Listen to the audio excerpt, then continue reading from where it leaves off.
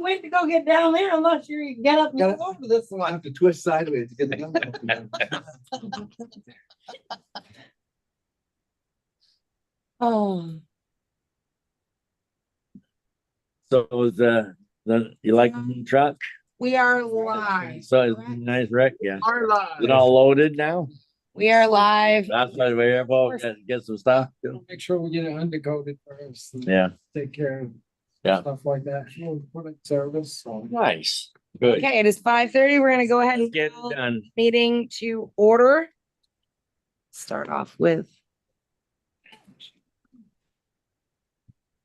Pledge of allegiance to the flag, United States of America, and to the republic for which it stands, one nation, under God, indivisible, with liberty and justice for all.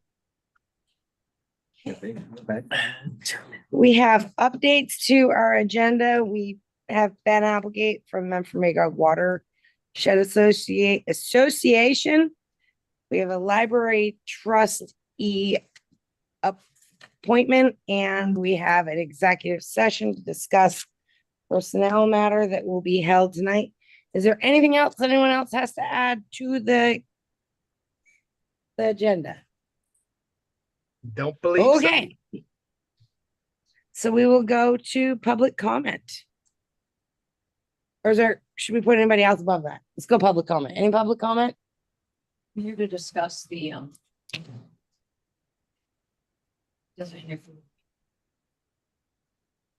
Yeah, that I think that's like the third or fourth one down, isn't it? next one. It's the next one. So we can put that in there. Right. Anyone else for public comment? Okay, so we're going to turn over to Trevor to start discussing the burning ordinance, and then we'll open it up to you. So, talked with Mike, they had, another couple of calls. We might need to get Trevor to move closer to the table. So that Yeah, he Trevor, can't hear you. step up here, grab a seat up here next to. Listen. Either that or he has to speak up. So We need that to hear you. I've had a few calls regarding the illegal burning in town. Several calls regarding illegal burning in town. And we've had a bunch of different issues where most of it's timing. Just that I don't have guys up here enough or at the hours when they're doing it. And the most recent call I had, the guy was really frustrated, and it has to do with neighbors being able to breathe. And it is mostly burn barrels that we're dealing with that are the problems.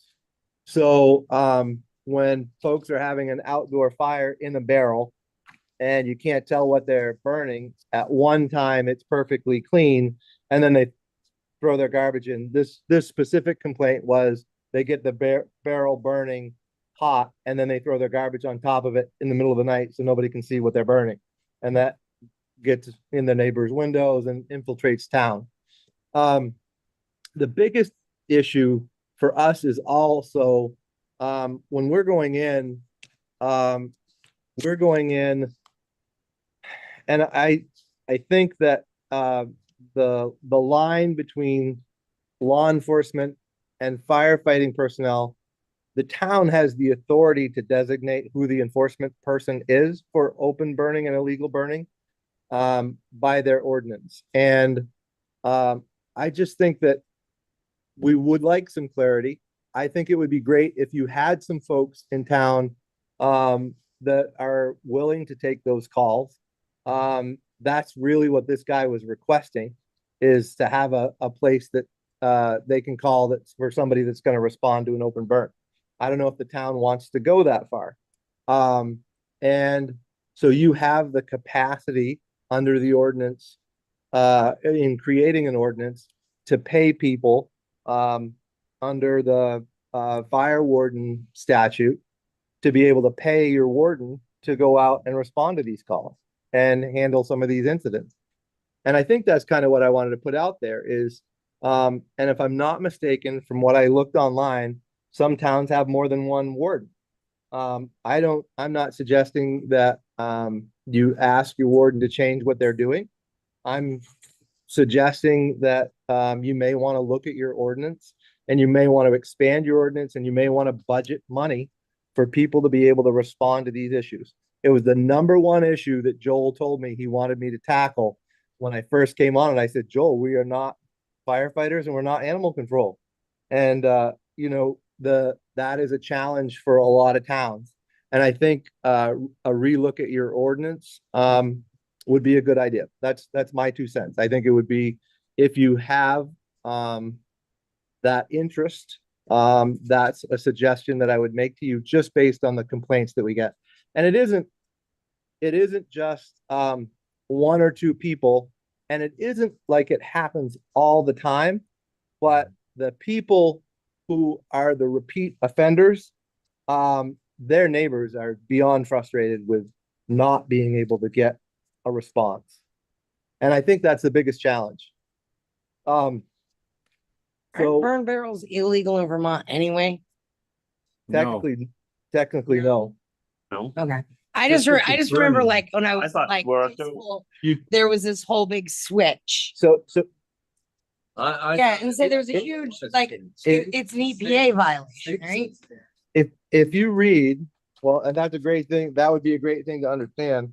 When I read, it appeared to me that that is considered open because it's not contained and it goes directly, it doesn't go through a smokestack.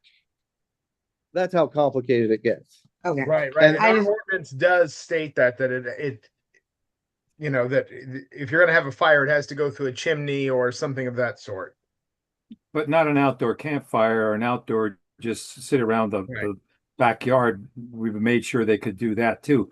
It's not the burn barrel, it's just what they burn in the burn barrel. Yes, yes. Yeah. And, you know, even if they are doing what they're saying, which is, I wouldn't be a bit surprised. That's You a can hard go- thing to control. You can go back and analyze the ashes, you know, it's not, you don't, it costs a little bit more, but you know, if you're burning toxic waste, you're gonna have residue that is clearly toxic waste.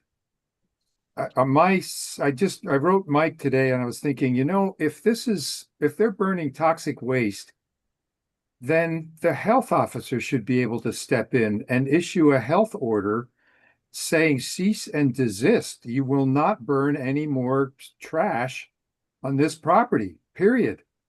And if they do, then it becomes a violation of a health order and we can get an injunction if we needed to. To me, I mean, I agree with Trevor that I think the ideal way would be to have somebody on board who we pay, who is the enforcer of our civil ordinance. I don't think we have to change it. I think we have enough. I think we've said there's all kinds of people, including anybody the select board decides to designate at any one time. That's actually, we have to adopt that. We don't have that in the minutes that we ever adopted that change. And we couldn't find a adoption record in. No, we did not do that back then. I rewrote it back in 22 to change that because it had been changed prior to make it only a licensed police officer. Every one of our ordinances was that way.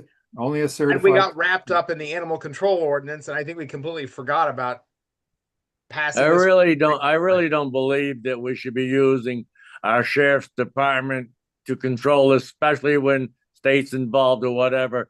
Do we have are you still a warden, fire warden in town? Yeah.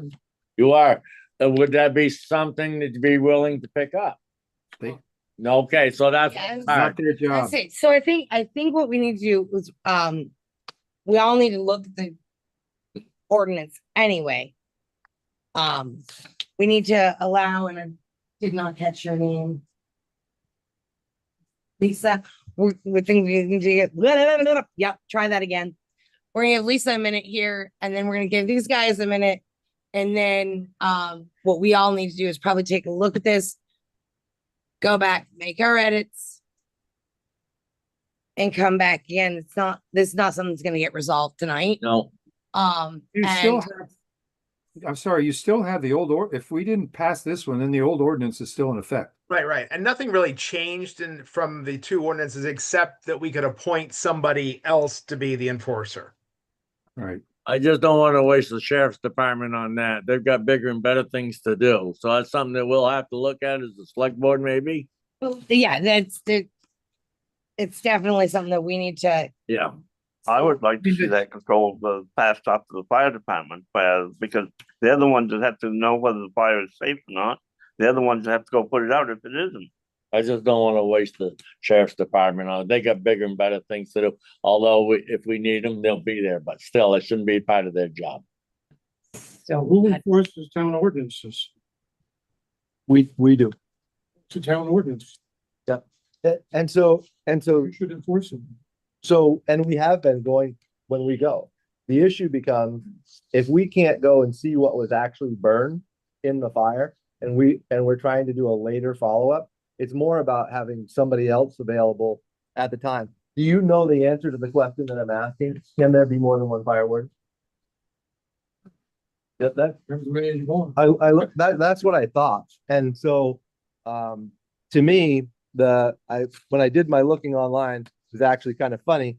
They said, under Google, the highest paid, rate an hour for a, forest fire warden is Norton, and it's $50 an hour for them to go for a call out in Norton.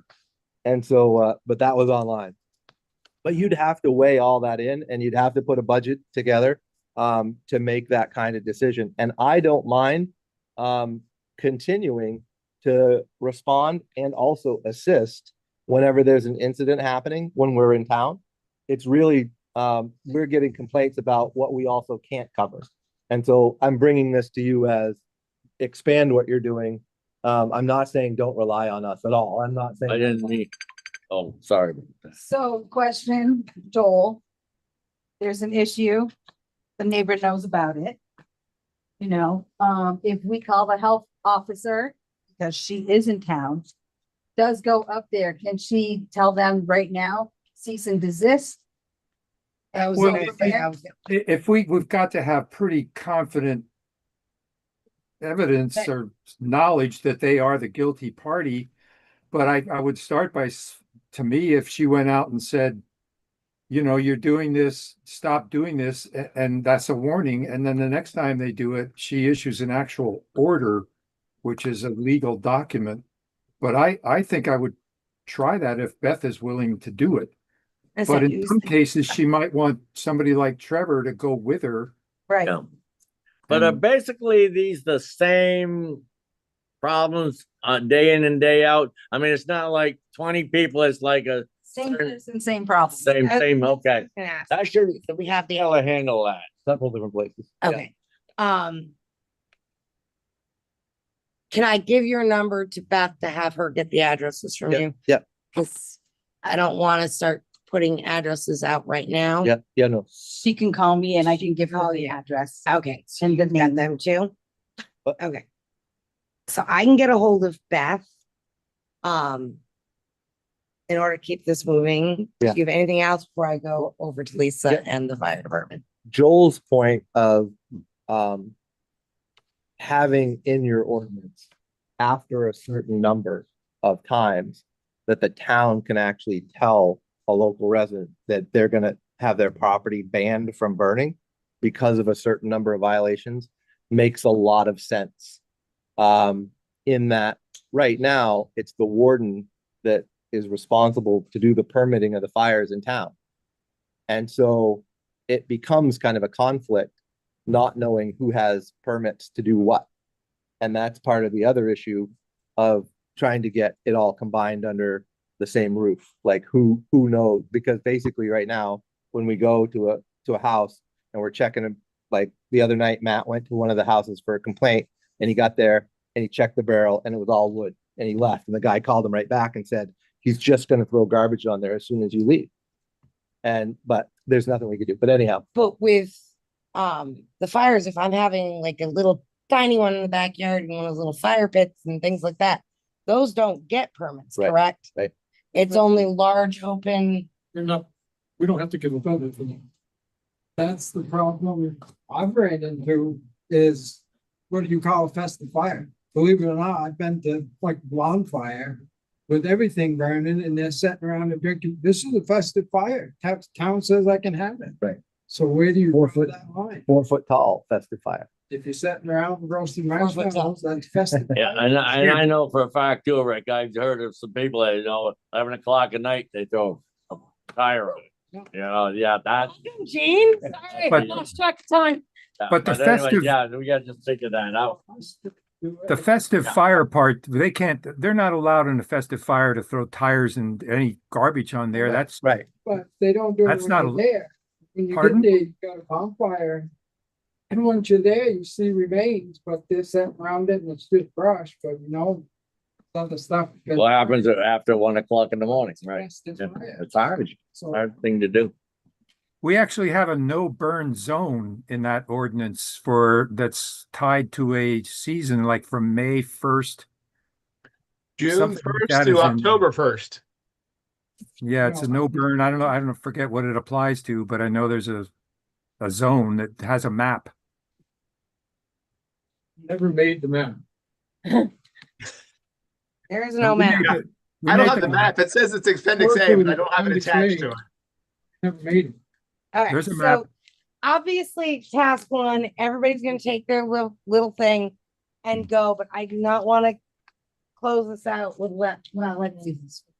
I appreciate that. I can understand and appreciate all. Thank everybody for that upfront. I am an individual that is affected by particular burning that is might be reflective of the instances we're speaking about tonight.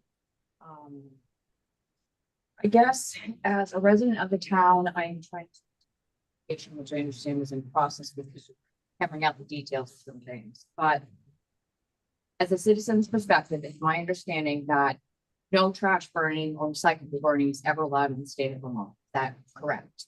No, That's my understanding of the Vermont. no, like wood, painted, varnished wood, plywood, thing like that. And under any circumstances, it's not allowed to be burned.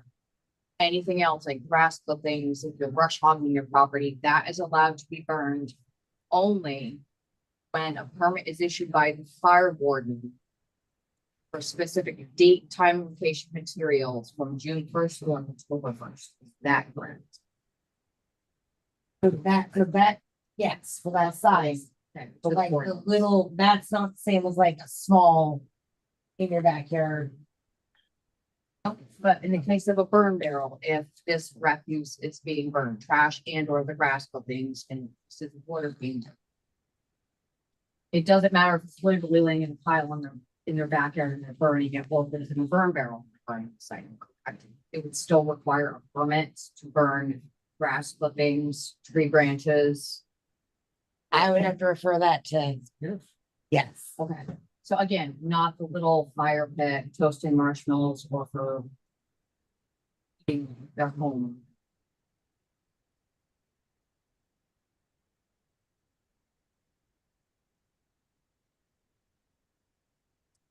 So if an individual was currently now using a burning pit, regardless of what's being burning in, how would I determine as resident if they had obtained a permit? I believe the best thing to do here is like we discuss everything else is to file a complaint to the select board and let us to see that. I think that's where we actually have the right to take action. I don't, no, the select board does not. Well, I mean, if it's a complaint from a town citizen. To verify a permit would be with the front, right, probably not. Oh, I wasn't talking about the permits. I was talking about the complaint. Another part. I get phone calls for complaints all week. It's usually the same person. But I mean, if We need, getting, we need to have somebody complain. hold on for just a second. If, I think that just hearing that, obviously, you can look at making a law somewhere, just let us know who's got permits and figure out a way to work together, figure out a way to make that, so that we have a law somewhere. I don't know how often they're being. If that's the problem is verifying, so you. The reason I'm asking is, say, for example, say somebody does have a legitimate permit, they've gone through the proper channels, they've had the proper requisites to do this. I don't want to be calling whoever is eventually deemed to be responsible for saying, hey, guy next door is blah, blah, blah, whatever, when they have the proper permits. Aside from the fact that it might be the smell of trash, et cetera, and you can tell it's not a permitted allowable fire. So I'm just trying to get my ducks in a row, crossing the T's, dotting the I's. That's okay. Well, from June 1st, October 30th. There's no burning in the town of Brighton. without a permit. No. No burning. No No burning. No period. burning You period. can't issue a permit. Wow. No brush fires. You Sure. can't give a permit. Well, you don't give a permit for a brush fire in that period, but people can still have backyard fires, can't they? They're little And we need to campfires. fix the ordinance because like I say, somebody could have a little, Fire pit. Fire That's pit, what yeah. I'm talking about, like a little fire pit, roasting marshmallows. So don't, Say, like in this case, if it's a burn barrel, they're Right. burning. Oh, burn, yeah, burn barrel. I'm, so he doesn't issue permits. can't issue a permit in those dates. Regardless of what's being burned. Right. Okay, so between that period of time, if I have like a fire that is not toasting marshmallows or separating Fourth of July and there with a couple of items. This is where it's being left with you folks to nail out who I'm trying to actually to figure out what to do about it. Understanding that. For right now, Right you would now. be calling the non-emergency line, right? So I'm gonna say no No. to everything that we just kind of talked about. So if you go into under backyard burning, so I think, Have that, yeah. and you go into backyard burning, the open burning of natural wood and yard waste for property maintenances, property clearing, and so forth is allowed without a permit from air quality climate control. So I think that like when my officer went up and looked at what was burning in that barrel, that's what was burning in that barrel. He said, I just cleaned my yard up and that's what I'm burning in the barrel. So that's where we get into this conflict over what's legal and what's not legal. And I think that's where we really need to do the deep dive, because what you're saying is based on town ordinance. It can't be done in town, right? That's what I'm going for. Yeah, exactly, exactly. And so that's where I feel like, can I look at that for a second? That's a copy of it. That's what I was getting at when you go back to the festive fire. Everybody's got a definite definition of a festive fire. You know, So we call. Iron that out. Right. I just believe if we have a continuous violator, The we fire should and all just that have in our- something under our said to them. ordinance. And that's how you're gonna stop it. Hold on. Under our ordinance, they all require a festive fire or any of those requires a permit. Correct. It's- Now I see that, yeah. Specific permit may be granted by the fire warden for the following types of open burning. And that one is listed, festive celebrations under number 2. So big bonfires require a permit. You can't have, Absolutely. and they can't even doing, cleaning up property maintenance and all that. Our ordinance requires a permit for that. And we can't issue a permit between June and June and October. October. Basically. No burning. There's absolutely no burning in town from June to October. I think what we Unless it's need to do is contained fire. worry about the garbage because it's like fireworks. Yeah, You can't control fireworks. You can't control people's pets as long as it isn't garbage. For that, I will reach out to Beth and see what she can do from a health officer perspective. I will take care of that by the end of the week. We can Might take her a little- we can also look at the adding a constable, which we have not had. Because that is another person under state law that can do this kind of stuff. If we appoint one and the select board authorizes that person to enforce this ordinance. Right. If you don't You have have to find anybody someone. to enforce this ordinance, you might as well not have the ordinances. Right. Right. And that's the first thing is we gotta find somebody who's willing to enforce it. And to speak on Able to. Trevor's behalf, we contract for 40 hours a week. It is not 24/7. And so, to say that the sheriff's department should be issuing tickets for every one of those, it's not even a feasible option. I mean, they're not based in town 24/7. So I also don't have a problem where if you end up with somebody who's going to actually go out and give me the complaint, we'll issue the ticket. We'll go back and actually issue the ticket and go to court on it and call the person who's the witness that you've had go in. But the other issue that was being raised before was that the map. And I think I did find a map a long time ago related to this because the question came up a while back about a bigger burn. And so I'll have to go back to look for that map because that map is what is limited to the June 1 to October 1 area. Right. If you So we have can't to know find it, what let the- me know. Oh, yeah, right. Sure, I have a copy. Okay. Yeah, we don't have a copy here, Joel, so we're gonna need that copy. So from this, what I'm taking away is that all of us as board members are going to look at the ordinance. We're going to look to see if we can find somebody who would be interested in enforcing that and providing work with Trevor. I am going to work with Beth to get that from the health inspector.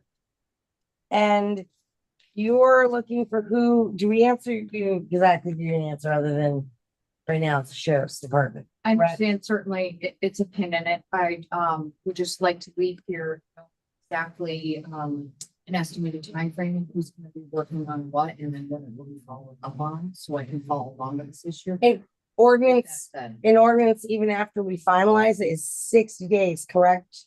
Correct. Although one we So- have now is still in effect. The except one for we have, the before. one we have is in effect. But to edit it is however long it takes, and we can work individually, but we can't do anything not together. We only meet every other week. No, that's certainly understandable. And then it's 60 days after that, but the current policy still is in effect. It's not like we don't have it. But we have no mechanism by which to enforce it though, because there's no enforcement. Well, we do have the sheriff. I mean, the sheriff No, does have that We're authority. still, we're still available. So I'm going to call you that they're burning trash and it's gonna happen. I guess I'm. They should actually call you. Yeah, that's what I'm thinking. Great. After so many complaints, that's when Trevor would come into action because, I mean, you've made multiple complaints. As long as you go to the warden and then even if we can't get caught, we can at least say, look, we had so many complaints about this. And then that's when Trevor steps in. Bad. There's Well, another, then op- let's take action now, Rick. Let's just take some action. That's all what we gotta do. Been, even the fire department's been there. We did the light draw off in the Yeah, house. well, then we call Trevor. Now this is where we actually need the sheriff. there's one more option that you could employ here. And that is the statute, the public nuisance state statute. Gives the select board authority to go to court and get an injunction against somebody that's a public nuisance. I don't think this statute is used very often, but it's clearly there. And if you could nail down that this person, if we had good solid evidence that somebody was doing this, that's another Well, option. I'd like to use path of least resistance. I'd like to try the sheriff after there's so many complaints. Because then if we start doing that, we're talking courts, fees, lawyers. So I'd like to leave this in the sheriff's department's hands after numerous complaints to our warden and let this be taken care of. That's what I'd like to be seeing happen. And Trevor said he would do that. So yeah, I actually, the one situation that we're talking about, I'm gonna go back and look at the map to make sure that person's in the area. Because my deputy did respond and they were burning, but they did have at that point just regular waste in there. But even if that is a violation, that'll be the second violation, so that'll actually be a ticket. And we'll go issue them a ticket and tell them that they're done. And there's a no burn ordinance through October. That'll at least deal with one issue that we've got. In the meantime, we still have to do all these other things too. Yeah, that should apply to her concern when she makes a call, whether the individual has a permit or not. Shouldn't matter to you. Make the call and make the complaint. That part will be sorted out later. Yeah, that's what I mean, but it'll be after the fact. And again, if it's She's trash, still- if it's trash, Yeah, he's gotta stop. She's every right. It's trash. You know, like I said, you can't, yeah, Does not see the burn barrel. yeah. Just gives them a better, That's where I'm at too. Yeah, who knows what's in the bottom of the barrel, the brush on top. I say, Play that game forever. That's the issue. I think going to the, when I go to Beth from the health department. Because there are laws for health department wise. That Beth might be able to help us out with that one. So So- health department wise too. I mean, if we call her health department wise.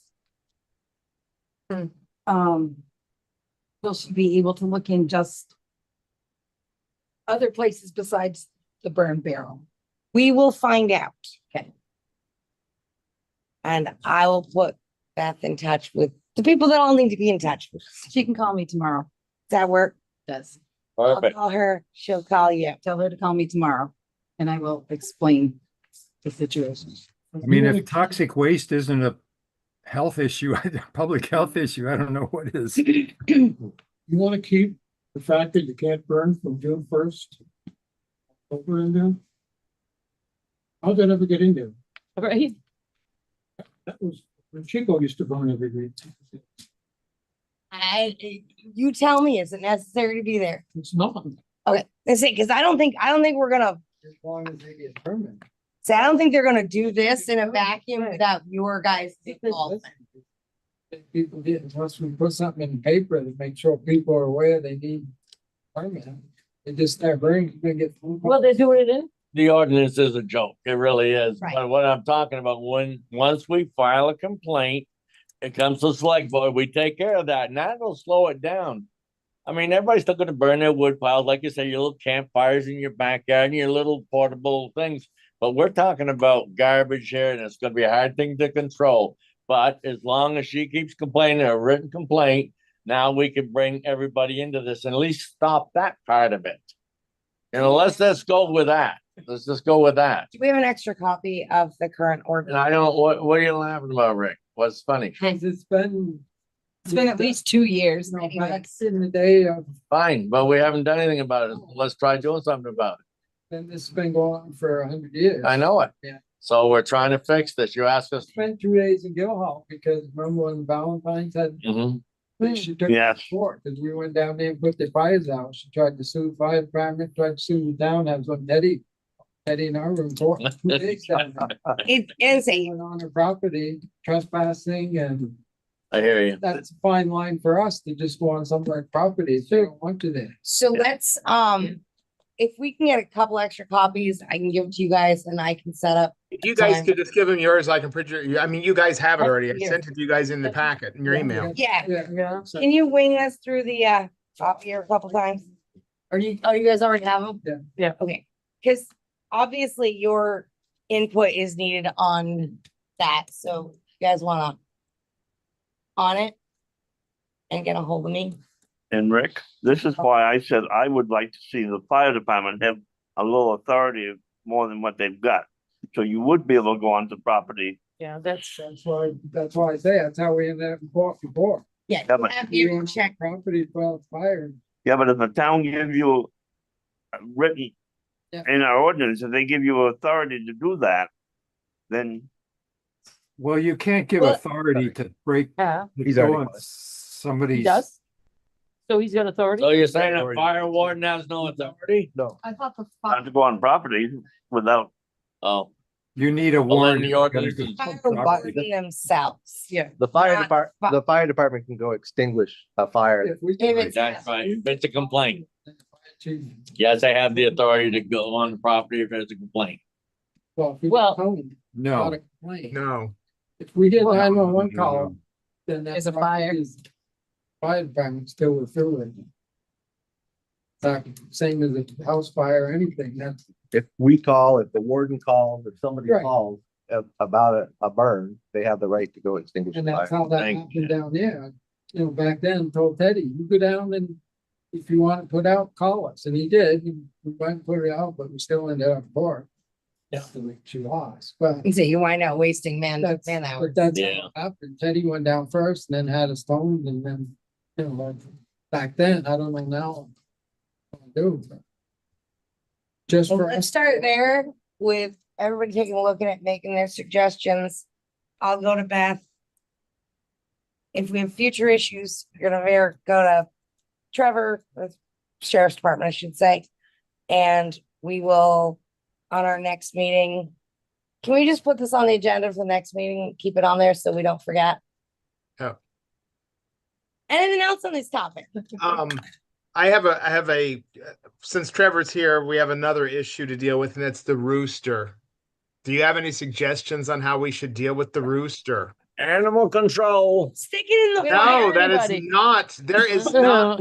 We're gonna get one tonight. Yeah, well, you are, but Give that's you not one. really, Is that gonna be you?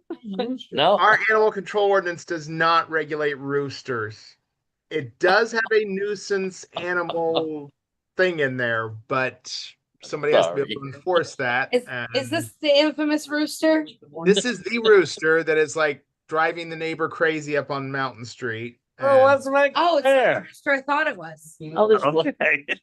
Trust me, I Look spent out for your 4 days on son. the rooster this week. I am over the rooster. I really want to make chicken soup. I'll nominate him. Can't give legal advice, Joe. So the next No. ordinance that we need to look at is our animal ordinance, Yeah. so that we can decide what We'll we're deal with doing. that.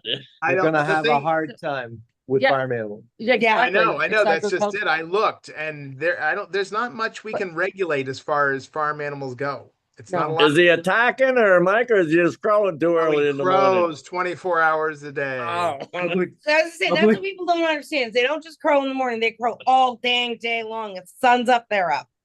I know there was a case in Montpelier a couple years ago about roosters, after they passed the law that says you can have farm animals in downtowns. I don't know what the end result of that was, but I would think this would be another case for a public nuisance statute, it's just, but somebody in the end with this stuff is going to have to be able to sign a document that says, I personally heard that rooster crow for hours on end. Somebody actually, has to be willing to step up and The say that. homeowner I talked to the homeowner yesterday, the next door neighbor, and they are willing to do that. All right, then I think we could pursue that, really. Should I just send them to you, Trevor, to file a statement? We've already been there. I'd go to You the been there? attorney, Mike. We've Go to already the been there. attorney. We've already been there. Go to the attorney with the Okay. public nuisance on the rooster. That's safe as deep. Find out what that case resulted in Montpelier.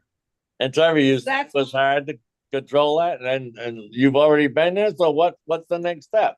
The issue is, Shoot the rooster. there isn't a lot of regulation That's right. over farm animals. Yeah. And, even noise in the nighttime, when it comes down to being able to control an animal, we had this issue in Lunenburg where a guy, was raising hounds. And, he would leave his hounds out at night. So every little crack and every little noise, they'd start barking all night long and destroy, the neighbor's privacy. There wasn't a lot legally that we could do in that situation. And so I think you're right. I mean, even if you get you'd have to get an enforceable ordinance that, has to do with farm animals. And, we'll enforce what you can create that's legal, but beyond that, I don't feel like we've got anything that we can enforce with the rooster. That's So Mike, kind of what I read you're- too. Supper?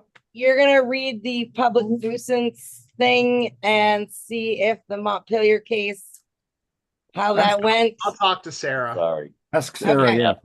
and see if that's where we can go with the rooster. It's better than crying. I like it. Anything else that we need Trevor for? I don't think so. Thank you. Okay, Thank you, Trevor. were you Thank you, guys here for that? Are you here? for this? Okay. I'm like, I don't have anything for the fire department on here. Are you good? Questions? I asked them to come because of the burn Rooster ordinance. killing. They were the people who needed. You take care. See you later, man. Move up. Bye, Trav. Thank you, man. Yeah. No problem. Too much noise in here. Cooler on this than again.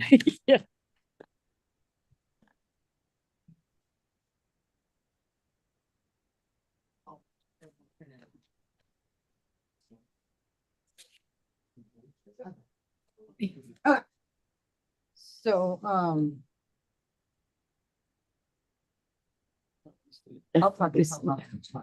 Okay, I'll talk to you. okay. Thank you. All right. Thank you, everybody. And thank you so much. The next one up is Ben Applegate. Are you here? I'm here. Hey, Ben, I didn't see you there. I have a presentation that I Yep. think Mike has a slideshow, so I'll just head up to the screen I and do, and just, kind of point. Yeah. So I'm here working with Metro Magog Watershed Association, and I'm also in a kind of career pivot. I've been a cider maker and apple orchardist for the last 15 years. I'm a former resident of Island Pond. I now live in Charleston. And you guys see that? Okay. Yeah. does that Great. work? So I'm in a master's program at UVM called the Field Naturalist Program. And one of its core tenets is to do a project where you're sponsored by a conservation organization. So MWA is that organization. Are you guys familiar with Memphremagog Watershed Yeah. Association a little bit? Yes. Mike, can I just tell you when to flip a slide, or can I do that here? Oh, perfect. Well, no, actually, I think it's from my computer. Yeah, I'll just tell you next slide. That's great. This is good.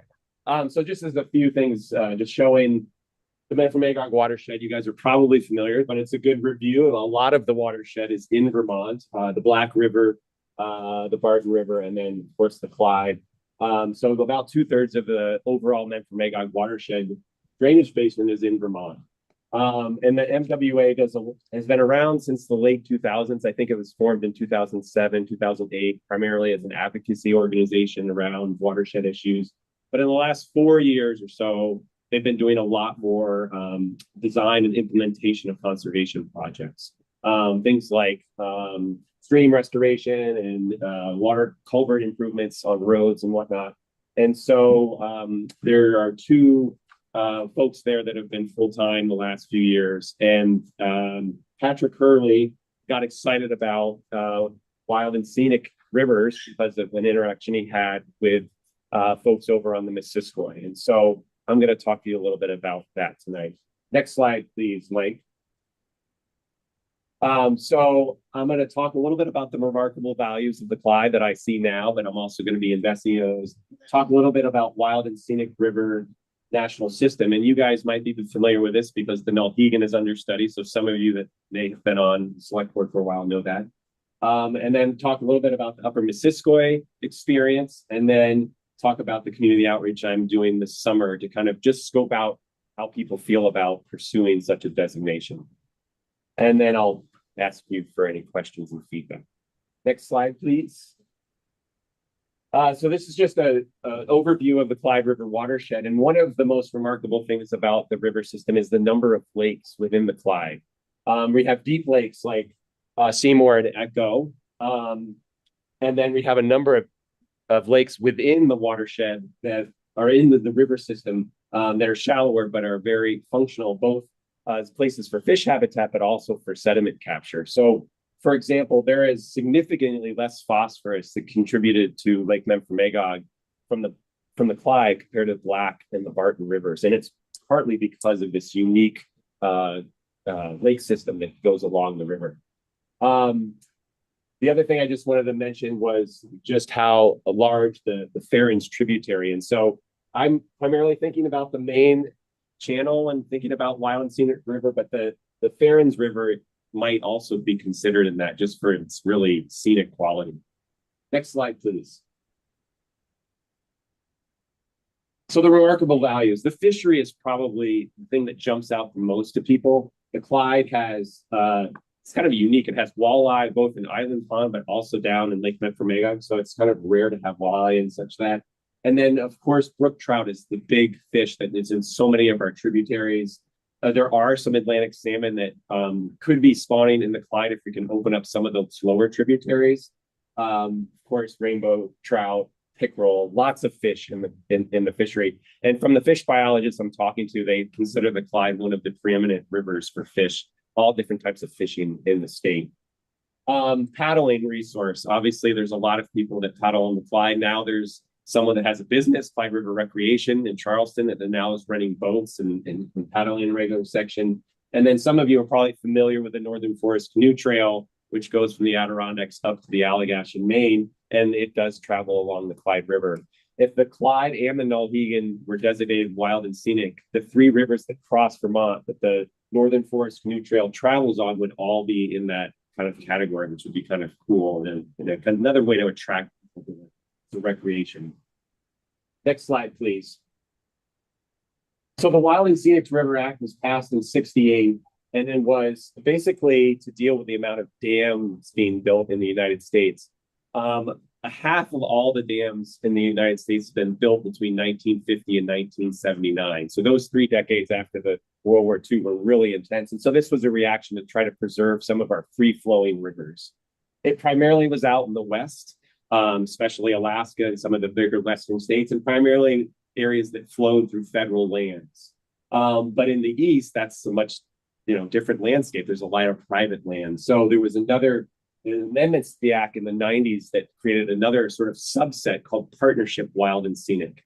And that's what Missisquoi did, and that's what I'm thinking might be something to do on the fly. Next slide, please.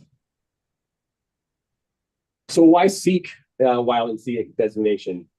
One, to sort of, protect and enhance the remarkable values that we have and make sure that they're around in the future. But another big one is for annual funds. So this is a way to get more dollars for conservation projects. And also a really big thing is access. It's really hard to find money for access to rivers. There's a lot of money in clean water projects.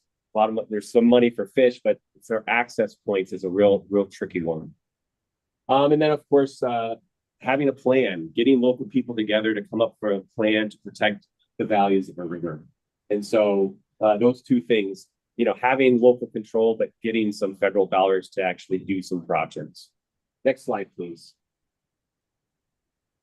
So the criteria for wild and scenic, one is free flowing. While that might seem like, well, wait a minute, the Clyde already has dams on it. Most of these designations are sections of river. They're not the whole river system. It's incredibly hard to find any river in the United States that doesn't have any dam on it. So it would really be designating sections of the river.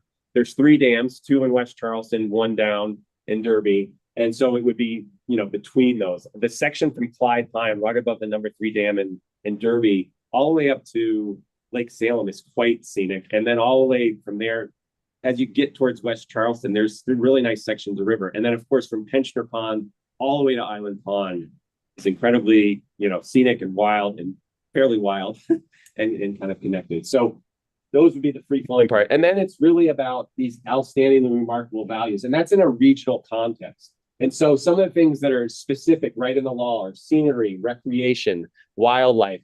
Culture is a kind of a catch-all for historical things, but also if there's things like covered bridges or there's old sawmills. Obviously, Island Pond had a lot of sawmills back in the day, and there's great history here about the river and the lake. And of course, fish and geologic stuff, and then anything else that you wanted to highlight. And this process to kind of figure this out is you get an official study. So you would convince your congressional delegation. And in fact, why don't we go to the next slide? I think I have this spelled out in more detail. I'll come back to it because it's in a later slide. I just wanted to give you a regional context. And so this is quite small because I was trying to capture a lot of New England. Here's the Allagash in northern Maine. And we go as far down as southern Pennsylvania. So there are about 228 wild and scenic rivers nationwide. In the Northeast, there are 17 partnership wild and scenic. The Allagash is a separate category. That was actually the governor of the state asked the Secretary of the Interior. So it's kind of a separate category. But most of them are this partnership model. And of course, like I said before, there's one is the Missisquoi, which you can see here. It's actually the Trout River, which is a tributary, and the Missisquoi, and there'll be a blow up of that in a minute. And then, of course, the Nulhegan is under study. Next slide, please. So this is the Missisquoi watershed. And by watershed, I mean all the water that's draining into the river. Lake Champlain is right off the edge of the screen here. You should recognize some of these towns. This is showing the area of the wild and scenic designation for the Missisquoi. This is the Trout River, the main tributary. The break is the border, right? And so the break is right here. And then it follows the upper section of the Missisquoi through Troy and Westfield. So basically 9 municipalities came together to do this study and to look at whether or not to pursue designation. And the reason it's 9 is because there's governance in some of the villages, which is a little bizarre. I didn't know that. So there's the town of Enosburg, but there's also Enosburg Falls that also has a select board. So there were 9 municipalities that were included. 2 people were nominated by the select board to be on that study committee from each of those 9 entities, as well as some assistance from local conservation organizations, state agencies, and the National Park Service sends someone to help out. And that you're given it about 3 years. And so that has to be legislated to do an official study. So my effort this summer and longer is to kind of scope out whether or not this is worth doing for the Clyde. Next slide, please. This is just to kind of review that process. So we're just really at the very beginnings, discussions with the community. If we feel like there's enough support, then it would be going and trying to get a study requested by talking to our congressional delegation. And then a partnership committee would be formed to do that study. And then once after that 3-year process, usually a management plan is made and recommendations for the river. And then that would what they did in the Missisquoi and other places in the Northeast is then go back to the towns. In the Missisquoi example, they went up in 2013 and put it before the town meeting day and got a general consensus from the community whether or not they wanted to pursue. And 8 out of the 9 municipalities approved that. And so then about a year later, it was designated wild and scenic. So it's quite a long process. It's a multi-year. This process in Missisquoi took about 10 years from the first kind of organizing. Once the study got going, it was more like a 5-year kind of time frame. Next slide, please. So I just wanted to highlight a few things that the Upper Missisquoi and Trout Rivers Wild and Scenic Committee does. They have annual meetings and they have representatives, just like the study committee, 2 people nominated from each municipality that sits on that committee. And they really are there to decide how to dole out the money that they get from the Park Service. And it's significant money. It started off when they first got designated in 2014, around 170,000, and now it's a little over 200,000. And they do all kinds of events, paddles. But one of the things that's really interesting from a select board perspective is they have a grants program, both for education purposes or whoever wants what they call community grants. So anyone can write a grant proposal, and they usually range from $1,000 to $4,000. And then they also have a municipal grant program, which are around usually about $10,000 to kind of help municipalities do road projects, primarily improve the way water flows along roads and keep sediment out of rivers and lakes. And so this is just what they have done. There are different, every different wild and scenic river committee does things a little differently, but these are sort of a sampling. And the other thing I just want to highlight, because they do their own kind of restoration projects in-house, because they're partnered with the Missisquoi River Basin Association. If you go to the next slide, I think I have a blow up of some of those grants. So you can see a fishing festival here. I'm sorry if this is really small, so I'll just read some of the helping with wildlife tracking at an elementary school. You guys might recognize the NCUS Encore program. It's the after school program and summer programs. They did a teen river paddle. And then of course, like things like Vermont culvert on 111 loop road, ditching and culvert. So these are kind of just sampling. And the important thing is they've given out $400,000 since 2017 in these grants programs. So that's a pretty awesome thing to be able to get federal money and then have a lot of local control to figure out how to use it. Next slide, please. This is some of their in-house with partners, some bank stabilization. This is a farmer's field that was really eroding terribly over a 20, 30-year period. And they did a massive riverbank stabilization and just kind of a before, during, and after. And then, of course, those access points that I talked about before, really helping to prevent erosion. Because I think of many places like on the Clyde, there's School Street in Charleston where they use that, and it's just kind of a dirt path right now. It'd be great to have that more stone and riprap and a more official thing. I'm sure you guys can think of places in Brighton that might be like that as well. So next slide, please. So what I'm going to be doing, I'm going to be exploring this this summer. Really just 2 things: assessing community support and then documenting some of the remarkable values. And so, yeah, I'm going around trying to talk to people. I have a number of stakeholders. You can go to the next slide and I have that spelled out a little bit more detailed. Obvious stakeholders, like I mentioned, Clyde River Recreation, other folks that use the river, whether they're guide services or folks know of Northwoods and Coots that take a lot of kids on the river. Also the Orleans County Conservation District. And so those are some of the natural stakeholders, but I'm really interested in hearing from select boards and community members, key people that are really passionate about the river, or people that live along the river that are major landholders, people that you think have a stake in what goes on in the river. And then, so going and talking with select boards about that, and also just trying to interview people that have used the river and have a stake in the river. I will say, just to be clear, This is really about what happens in the river, preventing more dam development. It's not about what happens on the bank of the river. Like landowners, it's not about changing what the, land management practices along the river. It's really about what goes on in the river. And so, so that does affect some of our restoration work. We have to be very careful that we are, not doing anything that's going to degrade the remarkable value. So it's more of a pain in the butt for the conservation people that are trying to do things in rivers than anything else. Unless you guys think that there's going to be major dam development in Brighton on the Clyde. I think so. In any event, that's what I have for you. Next slide, please. Just a little closing slide.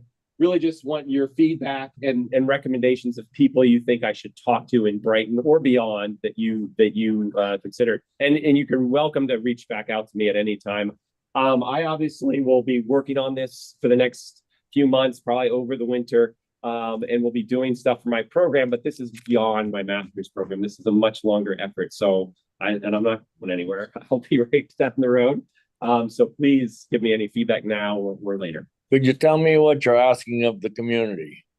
So what I'm asking is really their interest in this kind of designation in terms of trying to, designate it as wild and scenic. And so that would be like, spelling out for people what that means, like what I've just done here. And probably like a survey, and that would be ad hoc. I might go to public access points and just talk to people as they're going on. And then obviously going and interviewing more key stakeholders. So the guides, maybe landowners, people in the community that, are right along the river, that live along the river or have, really passionate about the river. When a river is designated wild and scenic, what are the things that maybe you see people doing now that they wouldn't be able to do once that was designated? Say like cleaning out the river. No, cleaning trash out of the river is not a permanent. Different. But yeah, but trees. Yeah, I mean, let's face it, Clyde River Recreation. Yeah, that whole section. Yeah, everybody that goes down through there, and it's not necessarily them, but it's this section that's heavily paddled from here all the way to Pensioner Pond. Users of the river do notch out some of the things. Yes. No, I think that wouldn't change a whole lot. It's really about, putting riprap or dam structures is what we're really concerned about. It's for that free flowing nature. I think it kind of, there's a balance there because recreation is a huge piece. And so it'd be able to get through. So I don't think that would change. I don't think designation would change. Where's that money coming from? It's under the Park Service line item budget. Guaranteed. Well, you get as guaranteed as you can get with the feds, right? So exactly. That's all about. But I'm just asking. I'm not trying to be. No, absolutely. I think the benefit, but the money is even if we went through this process, it would pull people together, have conversations, and make a management plan. And these are like voluntary recommendations that we could, follow. There's no you have to do anything. It's all kind of a voluntary, pull people together, try to have a plan for the river to kind of keep it awesome and not, polluted or people throwing crap into it that shouldn't be there. Do you have Sounds like it should go into the town plan, actually, that we're working on right now. Yeah, it's a good idea.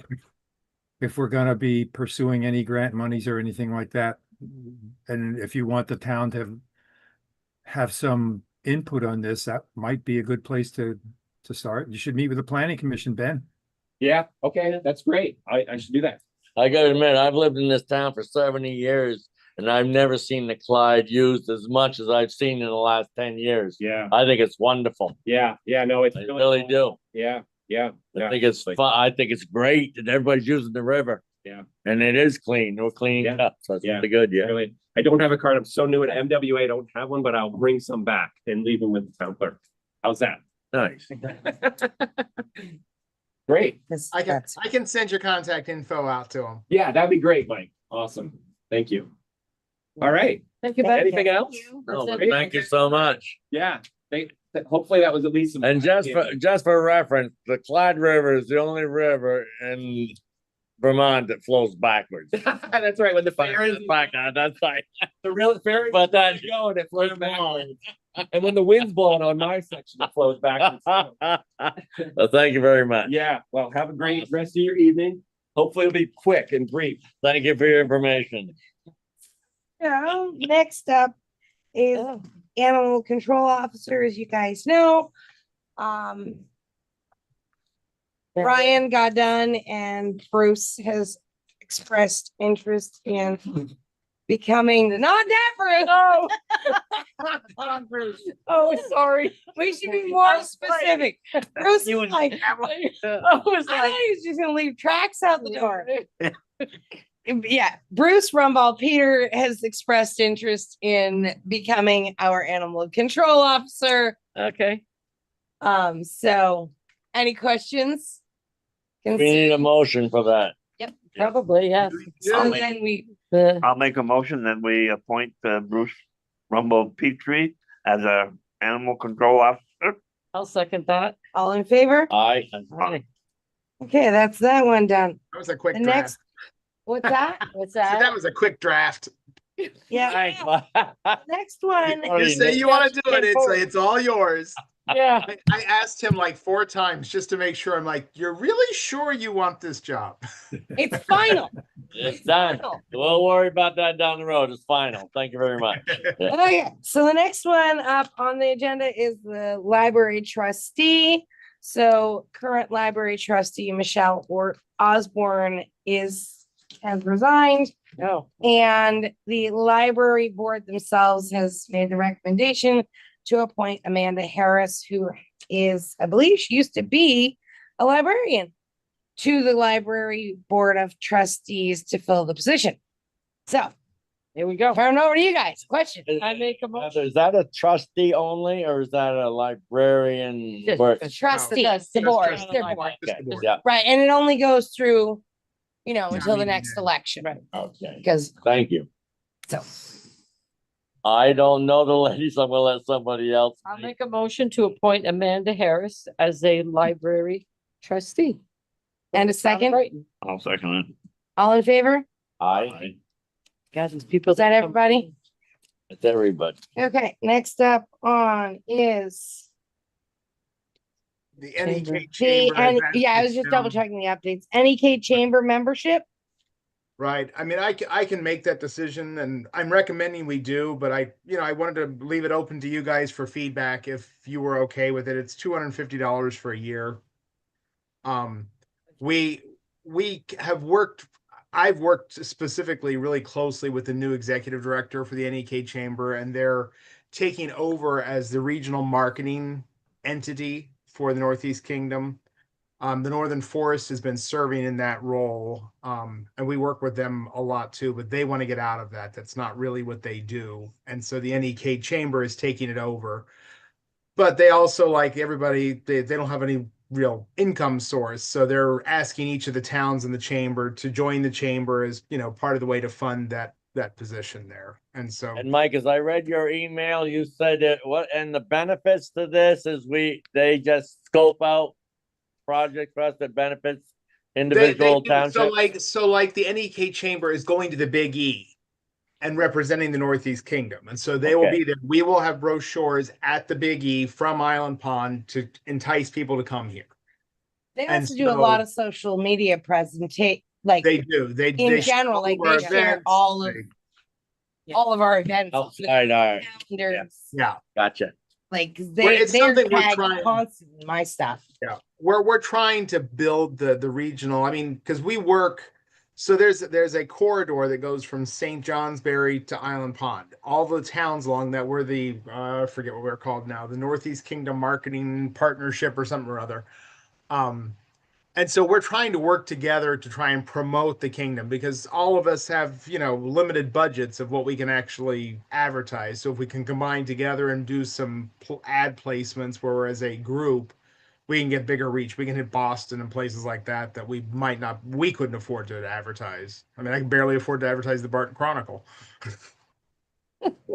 Okay, So if you guys are okay with it, I'm gonna join, but I just wanted to give you guys the option Yeah, to I'm weigh good. in on I- that. Yeah, I'm okay. I think Yeah, it's we're a good good. idea. Yep. I'm okay with it. We need a motion on that one to know, because No, you're. we don't. not I in can do that. I jurisdiction, just- Right? I'm all for it. I think it's important that we all have that discussion together, so. WWTF. Thank you for sharing, Mike. WWTF. That's well, Oh, wastewater treatment facility. so I thought they were finished with sludge removal, but I believe they will be by the end of this week. So sludge removal is finished. They are moving forward on that. Our funding stack on that is very fluid, keeps changing around, but I'm getting us through it. So it's looking good on that, friend. Yeah, we're ahead of schedule, correct, Mike? We are ahead of schedule. Even Perfect. they were delayed a couple days this week to do a broken part, but Nice. it's still ahead of schedule. Perfect. August 26th. Right? What was that? What's that? Groundbreaking August Groundbreaking, 26th. Oh, that's exactly why I wanted to put this on here. Yes. Thank you, August. Teresa. Thank you. Yes, I completely forgot. So we are going to be doing a groundbreaking for the building construction. And we're tentatively scheduling that for August 26th. Okay. And it'll probably Is be it all sometime chocolate? early in the day. I'm good with that. So but you guys will all be invited to attend and come and hold your little shovel and help, break ground. Wine has to be after. Okay. Anything else? I I'm think gonna we go should do ahead and do the champagne minutes as long- first as long as before that we took. actually do these little bad Jacksons. Does everybody get a chance to read your minutes? What is that, Heather, you got there? We're doing the minutes and then we'll do the, Oh, Oh, so if everybody has read their minutes, any corrections that are needed, I make a motion to accept the minutes okay, as read last meeting. as and a good. second, I'll second, all in favor? just to agree with. I, Aye. Okay. And now we're gonna go to Other business. pay orders. Pay orders. And I'm gonna give you a quick update. We have signed we got a bid from Tardif Heating and Mechanical for the water heater for the town hall. And I accepted that bid earlier this week. So that's on order, will be installed. And they're getting a price on the other two buildings. That hot water heater will be one of the new heat pump hot water heaters. And so it's covered underneath our MERP grant. It was part of that project. So there is no cost to the town on that. Nice. And Nice actually job. his bid actually came in really, I was really impressed because what we had for estimates Really for low. higher than what he came in at. So I think we'll do well on that. So I asked them to get us a bid for the other two buildings because the depot and the Yeah. town garage also get those. And then we gotta go do an executive session. We do? Yep. Do. Okay, It'll be quick. You wanna do your other business or do you have other? I have other business. So I ordered without asking. There's people docking overnight at the town dock. Like overnight, like regularly every Overnight, week? overnight, yes. So I ordered some signs, ordered 3. I talked to Bruce about it. To put up there, no overnight dock. That seems like a kind of obvious. Exactly. Well, to me, it's not fair for everybody else that has, next thing you know, we're gonna have 4 or 5 boats docked there Well, overnight. yeah, I was gonna say, Well, I mean, it's. all day We long could too. we could build a marina and then we could make some money. Well, yeah. I say we it's could- not a, like. yeah. The campground charges a boatload of money for a mooring. So anyway, so I ordered these signs. They actually look like a state sign. I just ordered them. You can do that. Can you get them custom? It just says no overnight docking. It's very easy. Well, no, I'm looking for custom ones. Hey, listen. You know, Right, I'm looking for ones that I can choose what lettering we want on them. you can. Well, these already, I'm telling you, you can order. they're Yeah, well, reflective. So anyways, I ordered them. There's 3 of them. Okay, well, Where they get put, I don't know, but I'll authorize that and I'll have them put up. Okay, thank you. Yeah, Is this something new, Jeannie? Has that happened before? No, just this year, especially last week. No, they people- usually camp in the park. They camp, now Yeah, they're bringing usually their it's boats people and camping in the park. Maybe we And should have, usually there's a few- maybe we should have a sign for that too. They camp in the Usually park, there's they a camp few on hot- Main Street, they camp anywhere they feel like in town. Oh, we'll just Yeah. set up camp here. Why, And is there just hook somebody- on is to the somebody town parked meter. there? Have we had that happen? Yeah. Oh, So yeah, she That's- ordered, oh, she yeah. ordered Yeah. signs because they're mooring against the dock. they're hooking onto the dock overnight. Are you? But oh, if you go down to the end of the walkway, some people camp there. Some of the hobos, you guys have never seen the hobos that come in on the train? Oh, yeah. And they like sleep under everything. But I've been These to these with their These Scotland. two weren't campers. hobos from what I understand. No, those two were definitely not the hobos. No, we can't have that happening. Um, Got enough trouble with our locals. Yeah.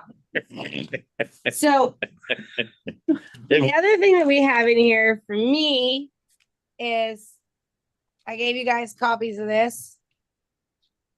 What is this? Oh, not for you.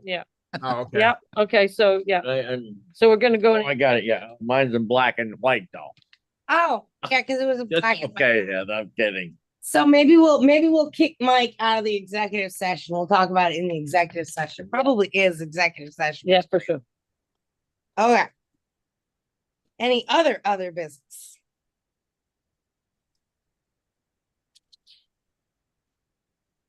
Oh, I should update you guys. Recreation There you has, go, Bill. has brought bottles back. Bottles.